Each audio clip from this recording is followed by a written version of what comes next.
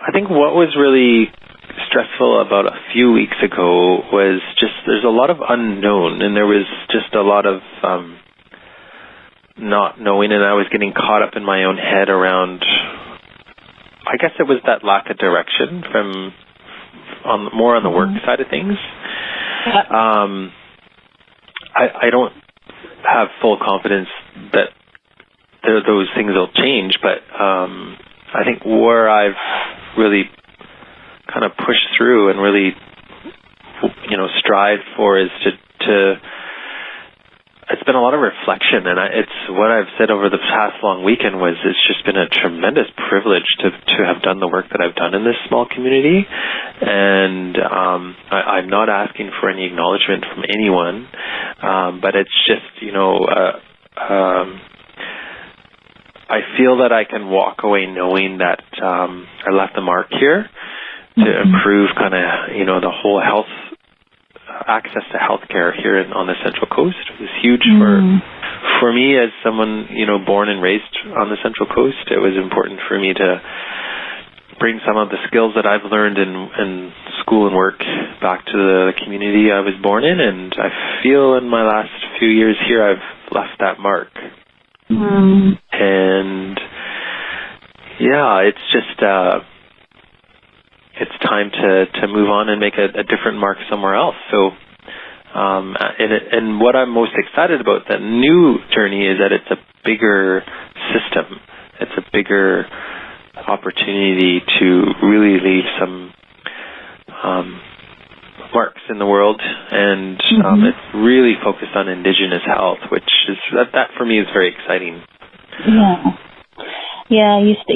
I know from the work that we've done together that it's a key part of who you are. So going into this new future, this new world, it's still going to be a big part of what you do.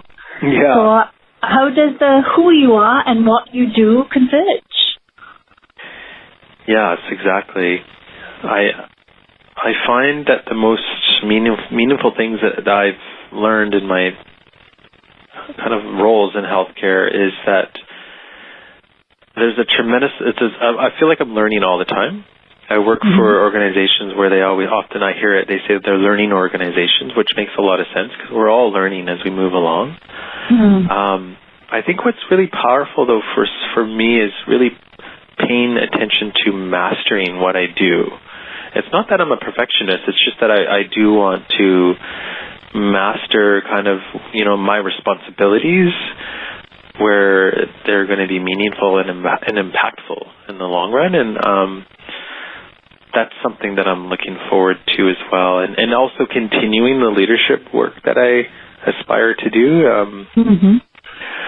is, there was in one of our conversations, it was moving from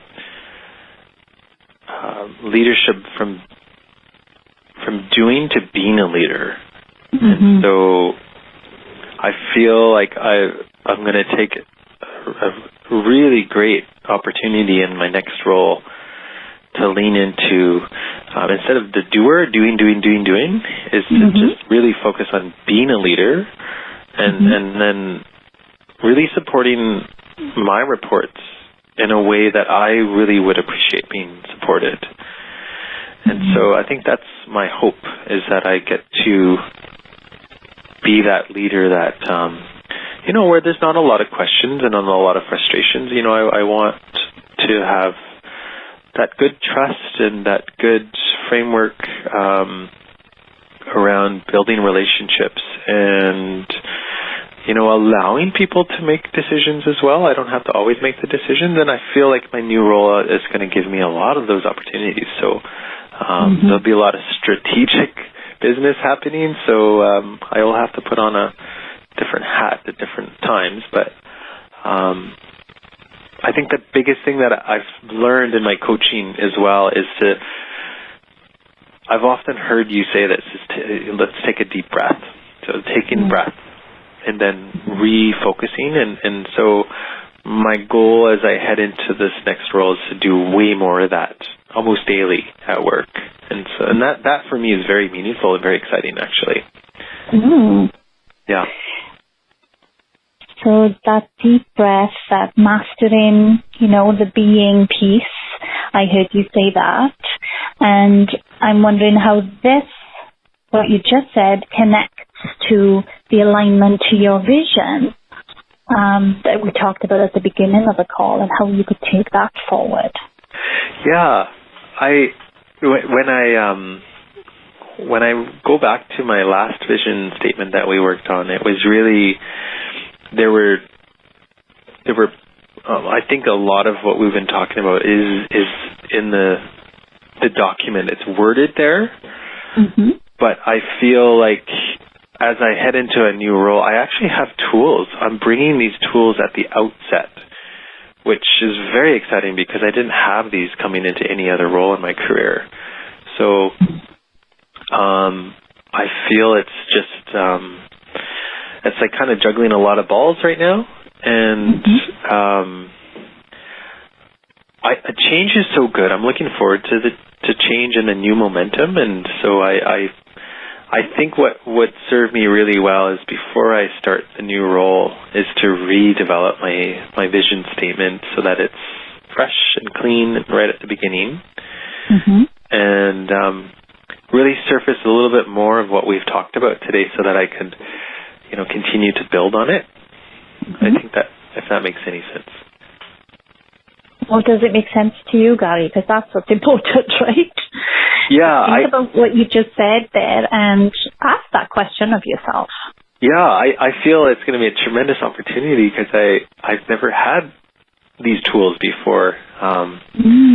I feel like if I'm going to rewrite it, I'm saying that I'm going to rewrite it in talking today, but I need to commit myself, and I feel like I'm going to commit myself to having it close by and to tweak it as I need to. And I feel like that's just, it's a nice tool to have and to also share too. I think it's meaningful to share these documents with either my reports or my new director, just so that they know, and then what my value system and my personal vision. And when I read my latest one, it quite aligns with the mission and value statements of this new organization, and that to me is exciting as well. Yeah. So. Yeah, and I understand it's going to get stressful and it's going to get really busy and there's going to be a lot of noise, but I guess I just need to really find that niche where they've put a lot of faith in hiring me, and I feel like I have a lot of great knowledge and skills to bring forward, and I'm really looking forward to just getting out there. That's exciting. Yeah, I can almost taste it with you. Yeah. When is your new start date? I start it's a Monday, January the 7th, 2019. So I do have 2 months off of to have some family time. Okay. So you've got a clear date, you've got some vacation time set aside, is what you mentioned. So what is it that's going to be important for you to close where you are right now and walk away and be ready to walk into your new place? I think what would be important here to close is there's just the big strategic files that I have. I don't want to just walk away from them and let someone else figure out.